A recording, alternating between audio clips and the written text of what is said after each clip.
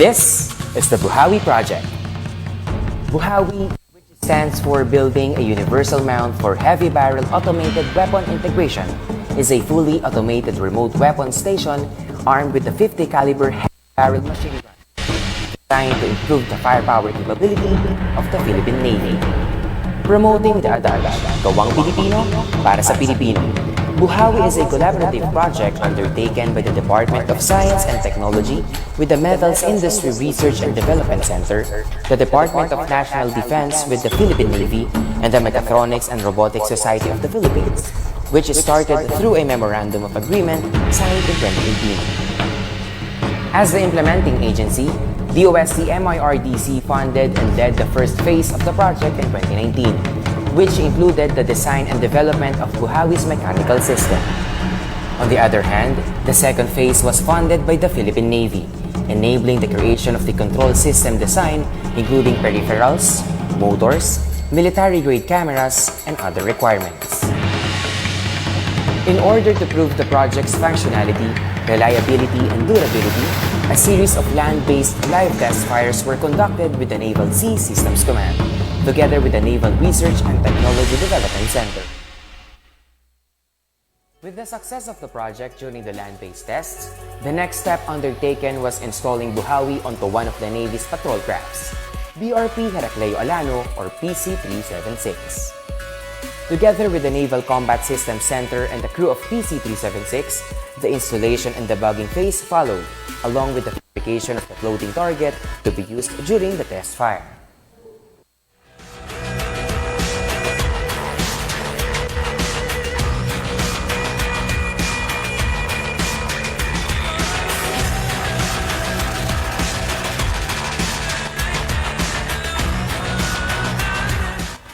On April 4, the first sea trial for the Buhawi project took place in the vicinity of Corregidor Island. To ensure the safety of local fishermen during the test fire, a separate Navy crew on board an MPAC vessel was deployed to secure the Ganex area. Meanwhile, at the PC-376, Navy and MIRDC teams alike prepare for the firing sequence to commence. Once cleared, the firing sequence at different intervals and varying distances began. Firing. First shot.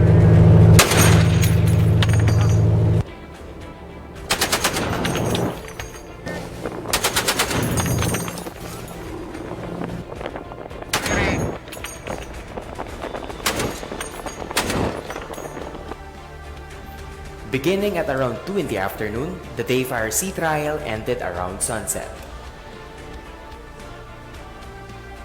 With the successful day fire, the next endeavor was to test Buhawi's effectiveness during the night at sea.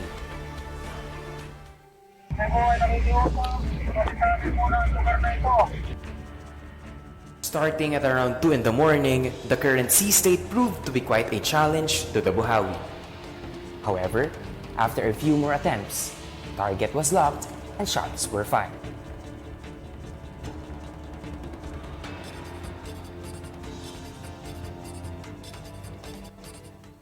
Mula sa kinatatayuan natin ngayon, no, more or less 50 meters yung distansya natin mula sa PC-376, yung barko na lulan yung Project Buhawi.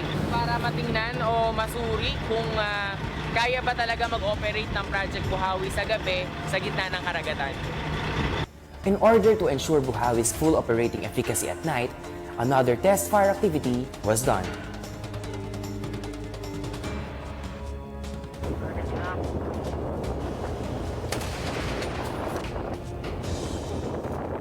This time, not only was the target acquired, the floating target sunk due to the hits sustained. I am Lieutenant Commander Jimmy Jr. P. Limana, Philippine Navy, and I am the Executive Officer of PC-376. For the past 2 months, we conducted a series of sea trials for the Buhawi weapon system, and we tested it in both day and night operation, as well as in the various sea state up to sea state 3. Sea state 3 means that the waves is around 1 meter high and the wind condition is around 10 knots. There are challenges encountered in the sea trials, but nevertheless, the Buhawi weapon system is tested successfully. With this, the joint project is envisioned to reach a phase wherein more Buhawi units can be locally manufactured, proving that Filipinos can create and develop defense technologies that are at par with the current global trends. Surprisingly, the Buhawi weapon system is better in terms of accuracy compared to the other or similar weapon system that we acquired through our modernization. And I would say that the Buhawi weapon system can be at par once the Buhawi weapon system reaches its mature state. It will become one of the fixture of every Philippine Navy gunboats in the future. With its automated capability, Buhawi aims to reduce the risk to life among military personnel during combat operations.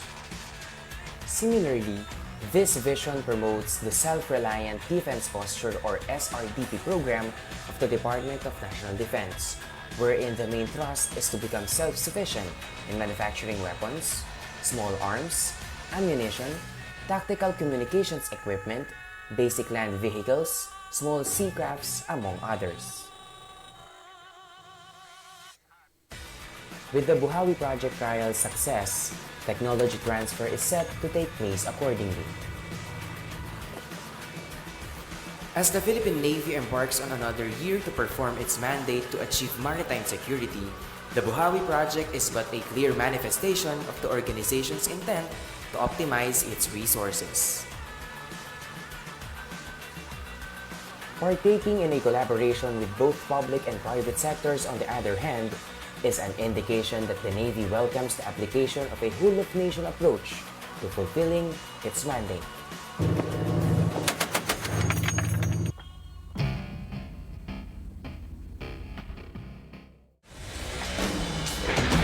The steadfast support of the administration for the AFP modernization program has enabled a great leap in the capability of the Philippine Navy to better perform its mandate to protect the people and secure our future against all forms of domestic and foreign threats.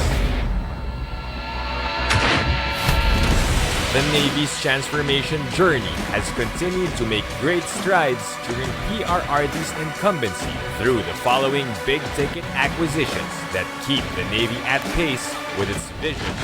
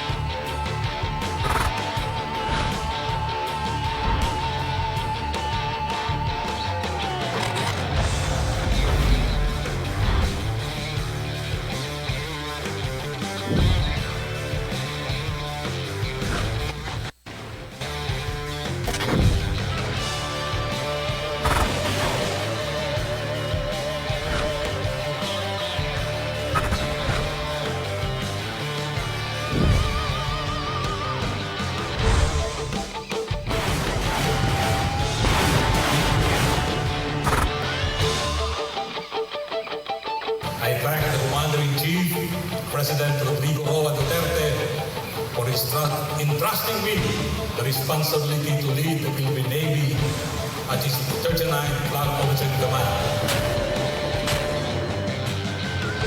These acquisitions are complemented by facilities and infrastructure projects aimed to reinforce operations and boost the morale of troops. Today's groundbreaking ceremony is part of the Philippine Navy's conscious effort to provide our personnel in their dependents with healthcare services that they deserve.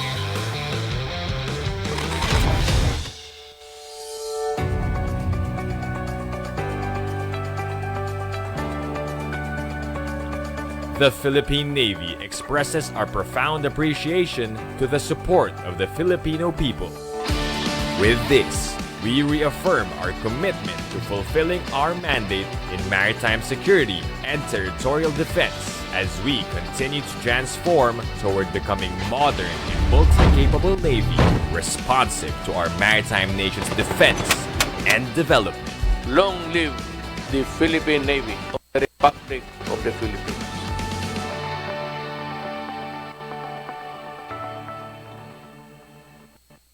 At this juncture, we shall now transition to the next part of the program, the sign-off ceremony, which will be conducted at Commodore Divino Pier, just at the back of the stage. May we request our guest of honor and the flag officer in command to proceed at the canopy beside the stage.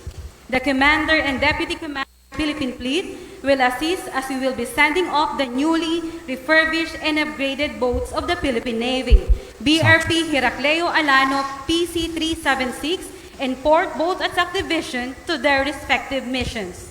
We are about to witness the send-off ceremony of the 4th Boat Attack Division and BRP Heracleo Alano PC-376. The commanding officers of BRP Heracleo Alano and the 4th Boat Attack Division will present the officers and men of the respective vessels to the Commander, Philippine Fleet. The Commander, Philippine Fleet will now render the report to the Flag Officer in Command. The Flag Officer in Command, Philippine Navy, will now render the report to the guest of honor. Our guest of honor will acknowledge the report.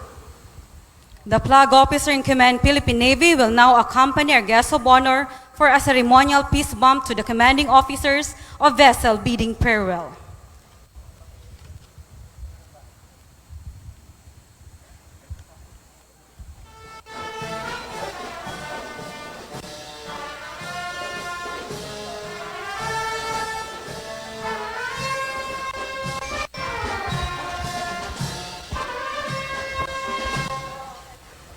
At this juncture, the Naval Chief Chaplain will deliver the benediction of the boats for the personnel's safety and the personnel.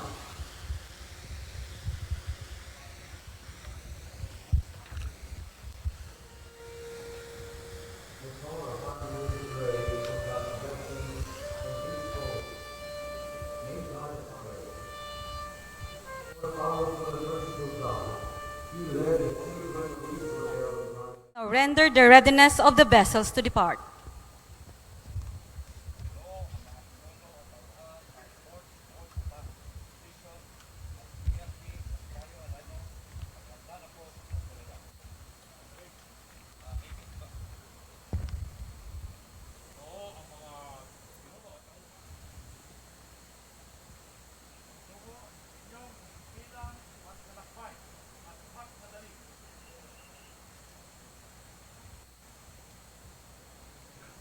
The officers and crew of the vessels will march on the double to board their respective vessels.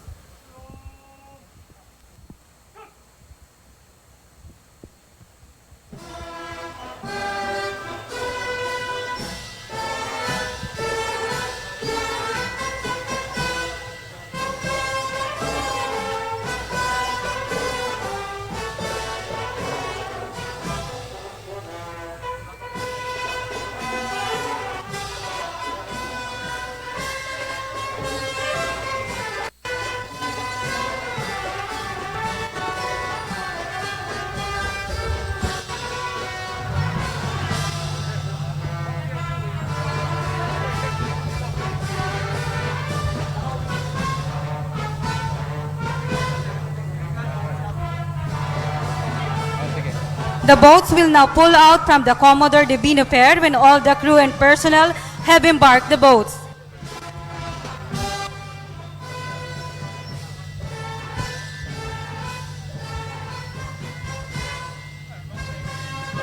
The departure order has been given. The participating boats will be signaled to depart respectively.